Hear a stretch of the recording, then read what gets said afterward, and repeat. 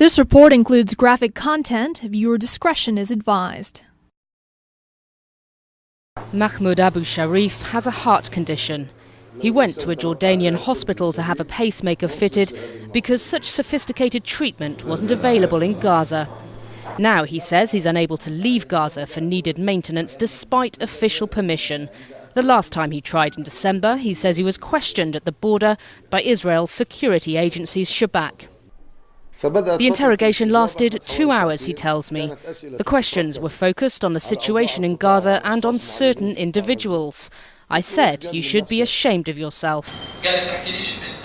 At a Jerusalem press conference earlier this month, the group Physicians for Human Rights claimed this is just one example of access denied for those who refuse to collaborate with Israel. PHR Israel says it has 32 reports of Gazans denied permission to travel for medical reasons if they refuse to give information on suspected militants. They are trying to put the patient into a position to lose his or her life or to collaborate, and we cannot agree to it. Israel rejects these accusations outright, saying some 10,000 Palestinians have been granted access on medical grounds so far this year. You can't find a hospital in Israel where Palestinians from Gaza aren't being treated. The whole idea that every single one of these people must be an agent for Israeli intelligence is frankly ludicrous. It's ridiculous. Israel says security has to be tight, as militants have sometimes exploited medical or humanitarian permission to leave Gaza to carry out attacks on Israeli soil.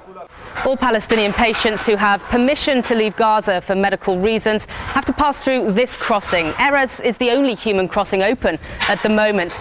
The patients will have to pass through a number of gates until they get to the Israeli terminal, and that's as far as some of them get. This Gazan did not want to be identified. He shows us a wound he claims he received from an Israeli shell, saying Gazan hospitals do not have the medical capacity to treat him.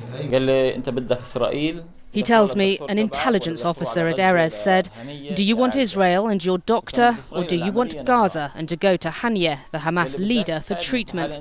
I said I need to go to Israel for the operation. He said, "Then you need to help us."